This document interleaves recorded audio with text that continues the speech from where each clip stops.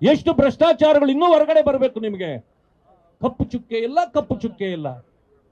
ಎಲ್ಲಿ ಕಪ್ಪು ಚುಕ್ಕೆ? ಇನ್ನು ಹುಡ್ಕಕ್ಕೆ ಆಗೋದಿಲ್ಲ.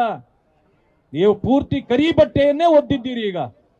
ಆದ್ರಿಂದ ನಾನು ತಮ್ಮಲ್ಲಿ ಮನವರಿಕೆ ಮಾಡಿಕೊಡ್ತಕ್ಕಂಥದ್ದು, ನಿಮ್ಮ ಭ್ರಷ್ಟಾಚಾರದ ಬಗ್ಗೆ ಕೇವಲ ಕರ್ನಾಟಕದಲ್ಲಿ ಚರ್ಚೆ ಆಗ್ತಿತ್ತು, ಈಗ ಅದು ರಾಷ್ಟ್ರ ಮಟ್ಟಕ್ಕೆ ಹೊರಟೋಯ್ತು. ಬೆಂಗಳೂರಿಗೆ ಇದ್ದ ಆ ಒಂದು ಒಳ್ಳೆಯ ಹೆಸರು ಇವತ್ತು ರಾಷ್ಟ್ರ ಮಟ್ಟದಲ್ಲಿ ಹರಾಜಾಗ್ತಾ ಇದೆ. ನಮ್ಮ ಕರ್ನಾಟಕಕ್ಕೆ ಕಳಂಕ ಪ್ರಾಯರಾಗಿದ್ದೀರಿ ತಾವು. ದಯವಿಟ್ಟು ಅರ್ಥ ಮಾಡ್ಕೊಳ್ಳಿ.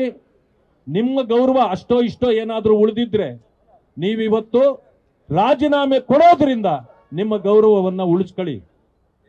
ಪರಿಸ್ಥಿತಿ ಬಹಳ ಹದ್ದುಗೆಟ್ಟು ಹೋಗ್ತಾ ಇದೆ. ನಿಮ್ಮ ಕಾಂಗ್ರೆಸ್ ಪಕ್ಷ ಆಗಲಿ, ನಿಮ್ಮ ಶಾಸಕರಾಗಲಿ ಕೋರ್ಟಿನ ಆದೇಶಗಳನ್ನು ತಿರುಚಲಿಕ್ಕೆ ಆಗೋದಿಲ್ಲ. ನಿಮಗೇನಾದ್ರೂ ಅಖಂಡ ಬೆಂಬಲವನ್ನು ಅವರು ಕೊಟ್ಟಿದ್ದೇವೆ ಅನ್ನೋದಾದ್ರೆ ಅವರನ್ನು ಕೋರ್ಟಿಗೆ ಕರ್ಕೊಂಡೋಗಿ. ನಿಮ್ಮ ಹೈಕಮಾಂಡು ಇವತ್ತಿನವರೆಗೆ ಮೊನ್ನೆ ನಿಮ್ಮ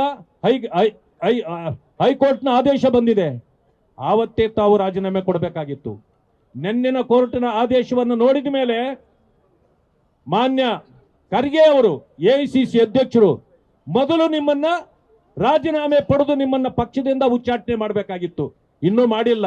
ಅಂದಮೇಲೆ ಕಾಂಗ್ರೆಸ್ ಹೈಕಮಾಂಡು ಟೋಟಲಿ ವೀಕು ಅನ್ನೋದು ಗೊತ್ತಾಗುತ್ತೆ. ಖರ್ಗೆ ಅವರಿಗೆ ನಿಮ್ಮನ್ನ ರಾಜೀನಾಮೆ ಕೇಳೋ ಒಂದು ಶಕ್ತಿ ಇಲ್ಲ, ಅವರು ಕಳ್ಕೊಂಡಿದ್ದಾರೆ. ಹೈಕಮಾಂಡೇ ಇಲ್ಲ, ಎಲ್ಲ ಲೋ ಕಮಾಂಡ್ ಆಗೋಗಿದೆ. ಈಗ ನೀವೇ ಹೈಕಮಾಂಡು ಅಂತ ತೋರಿಸ್ತಾ ಇದ್ದೀರಿ.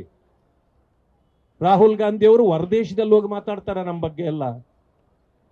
ಭ್ರಷ್ಟಾಚಾರಕ್ಕೆ ಸಂಪೂರ್ಣವಾಗಿ ಇವತ್ತು ನೋಡಿದೆ ನಾನು, ಟ್ವೀಟ್ ಮಾಡಿದ್ದಾರೆ ಅಂತೆ, ನಾವು ನಿಮ್ಮ ಬೆನ್ನಿಗಿದ್ದೇವೆ, ನೀವು ಮುಂದುವರಿಯಿರಿ ಅಂತ. ಅಂದ್ರೆ ನಿಮ್ಮ ಬೆನ್ನಿಗೆ ಚೂರಿ ಹಾಕ್ಲಿಕ್ಕೆ ಪ್ರಾರಂಭ ಮಾಡಿದ್ದಾರೆ ಅಂತ ತಿಳ್ಕೊಳ್ಳಿ. ಇವ್ರು ಯಾರು ಬಂದು ನಿಮ್ಮನ್ನ ರಕ್ಷಣೆ ಮಾಡ್ಲಿಕ್ಕೆ ಆಗೋದಿಲ್ಲ. ಮೊದಲೇ ಹೇಳ್ತಿದ್ವಿ ನಾವು, ಕರ್ನಾಟಕ ATM ಆಗುತ್ತೆ ಕಾಂಗ್ರೆಸ್ಗೆ ಅಂತ. ನೀವು ಅದನ್ನ ಸರಿಯಾಗಿ ಪಾಲನೆ ಮಾಡಿದ್ದೀರಿ. ATM ಮಾಡಿ ಬೇರೆಯವರ ರಕ್ಷಣೆಗೆ ಹೋಗಿ ನಿಮ್ಮನ್ನ ನೀವು ಹಾಳು ಮಾಡ್ಕೊಂಡಿದ್ದೀರಿ. ಇವತ್ತಿನ ದಿವಸ ನಿಮ್ಮ ಫೋಟೋ ಎಲ್ಲಾದ್ರೂ ತೋರಿಸಿದ್ರೆ ಮುಖ ಮುಚ್ಕೊಂಡು ಪಕ್ಕಕ್ಕೆ ಹೋಗ್ತಾರೆ ಜನ. ಅಂತ ಪರಿಸ್ಥಿತಿಗೆ ನೀವು ಬಂದಿದ್ದೀರಿ. ಇದಕ್ಕಿಂತ ಹೆಚ್ಚು ಕೆಟ್ಟ ಹೆಸರನ್ನ ಪಡ್ಕೊಳ್ಬೇಡಿ.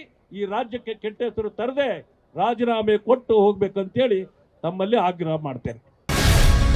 ಗ್ಯಾರಂಟಿ ನ್ಯೂಸ್, ಸುದ್ದಿ ಖಚಿತ, ನ್ಯಾಯ ನಿಶ್ಚಿತ.